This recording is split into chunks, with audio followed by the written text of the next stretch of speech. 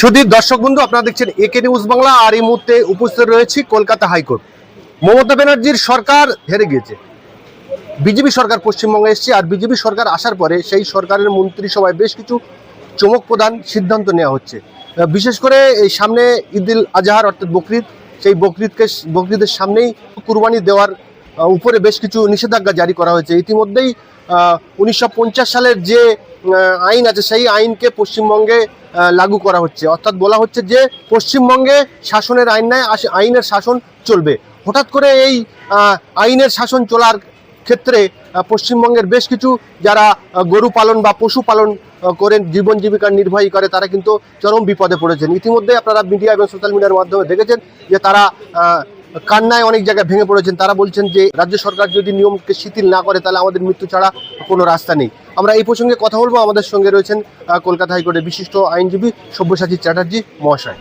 প্রথম কথা, হঠাৎ করে এটা হয়নি। এটা 1950 সালের একটা আইন, 2018 সালে কলকাতা হাইকোর্টের একটা রায়, তাকে তারা ঢাল হিসেবে ব্যবহার করছেন। এটা আইন ছিল। যেটা ছিল না সেটা হচ্ছে আইনের প্রকৃত রূপায়ণ। আইনের প্রকৃত রূপায়ণে বাধা কি ছিল বলুন তো?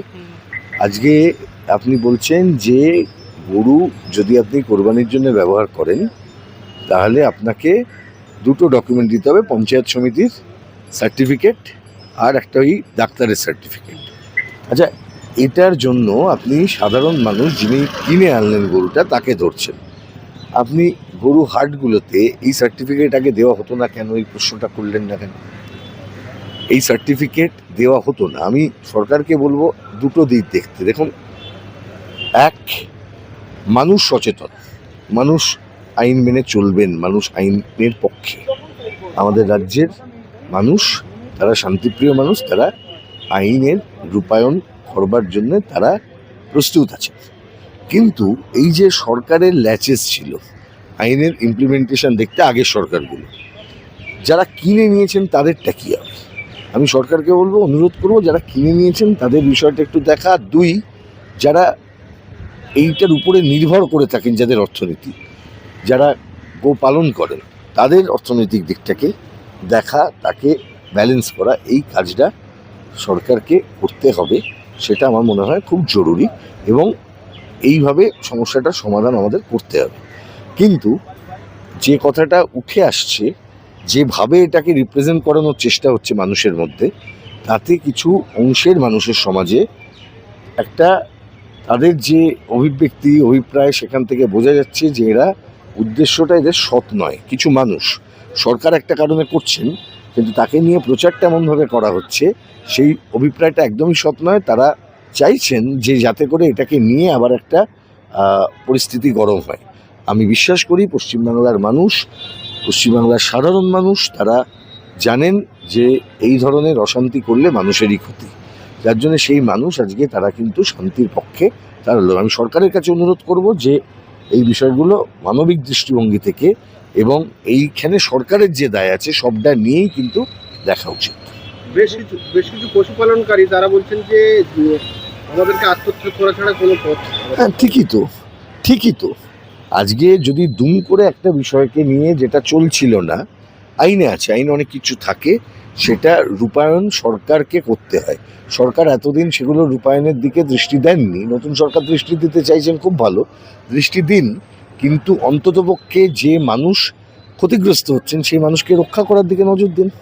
তাহলেই বিষয়টা মিটে যায়, তাহলেই তো বিষয়টার কোনো সমস্যার সৃষ্টি করে না, একটা ব্যালেন্স তৈরি হয়। সেটা তো সরকারের কাজ। আমি আশা করব সরকার সেদিকে নজর দেবেন। আমরা দেখতে পাচ্ছি যে আমাদের দেশে গোমাংস বিদেশে রপ্তানি করে নাম্বার 3 নম্বরে রয়েছে।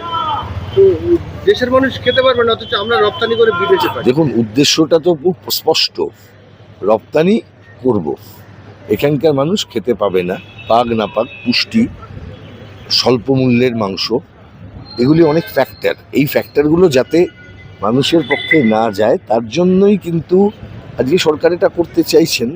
কিন্তু সরকার আইনটা মনে করিয়ে দিচ্ছেন। আইনটার যখন উদ্দেশ্য ছিল সেখানে কিন্তু এই আমদানি রপ্তানির বিষয়টা মাথায় রেখেই কিন্তু আইন, মানে 50 সালের আইনটা ছিল। রপ্তানিতে ভারতবর্ষ যখন গোমাংস রপ্তানির ক্ষেত্রে আজকে 3 নম্বরে গোটা পৃথিবীতে যখন এটা হচ্ছে, সেই সময় কিন্তু এই আইনটা ছিল। ফলে আইনটাকে যে নতুন করে সরকার কিছু বলছেন না। আমার বক্তব্যটা এই জায়গায় যে সরকার নতুন করে আইন করে দিলেন এরকম বিষয়টা নয়, আইনটা ছিল, আইনটার প্রয়োগ করা মনে করিয়ে দিল এবং তার ফলে কিছু কনফিউশন তৈরি হয়ে যাচ্ছে। ফলে এটা মাথায় রেখে আমি আবেদন করব সকলকে যে এই বিষয়ে যদি আইন থাকে, সেই যে আইনে যা আছে সেটাকে মাথায় রেখে এই বিষয়টা হোক। সরকারকে বলবো যারা কিনে ফেলেছেন তাদের জন্য একটা বিশেষভাবে তাদেরটাকে যেন সহৃদয়ে সরকার এটাকে বিবেচনা করেন। এই যে যেমন কুরবানির জন্য বলা হয়েছে যে 14 বছরের বয়স বেশি হলে তারপরে সেগুলোকে কুরবানি বা জবাই করে খেতে পারবে, তো যারা রপ্তানি করছে তাদের কি এই একই নিয়ম?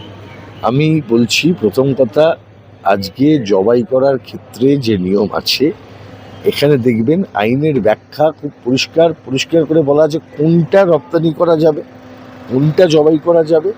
আর এই জবাই করা রপ্তানি করা এই গোটা প্রক্রিয়াটার মধ্যে যেটা আইনে বলা আছে সেইভাবেই হবে। ফলে আর এই যে একটা আছে স্লটার হাউস, সরকারি স্লটার হাউসে করতে হবে, এগুলো তো আছে, কিন্তু সরকারি স্লটার হাউস কোথায় কোথায় আছে এটা তো দেখতে হবে। সরকার তালিকা প্রকাশ করুক। আজকে দাঁড়িয়ে আপনার একটা বা দুটো সরকারি স্লটার হাউস আছে, আপনি সেই স্লটার হাউসের উপর নির্ভর করে এই বিষয়টা করাতে পারবেন না, তা আপনাকে স্লটার হাউসের দিকে যেতে হবে। তাহলে এই পরিকাঠামো তৈরি করার দিকে সরকারকে নজর দিতে হবে।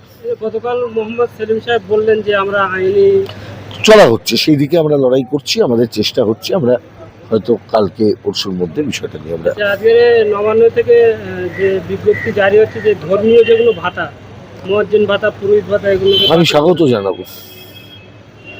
জানাবো। ধর্মীয় ভাতা আবার কেন পাবে?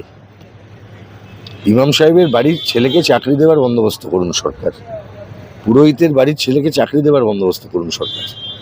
ইমাম মুয়াজ্জিমদের ভাতা বন্ধ হয়েছে, আমি খুশি। পুরোহিত ভাতা বন্ধ হয়েছে, আমি খুশি।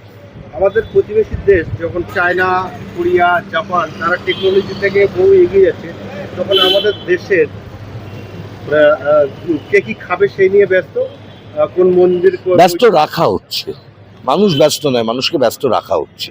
খুব স্পষ্ট কথা, আমাদের দেশে এই মুহূর্তে ভারতীয় জনতা পার্টির যে আগ্রাসন সেটা এমন একটা জায়গায় পৌঁছচ্ছে, সেখানে একদলীয় ব্যবস্থা, একরকম সংস্কৃতি তৈরি করার জন্য, একটা আধিপত্যবাদের প্রতিষ্ঠার জন্য চেষ্টা চালানো হচ্ছে।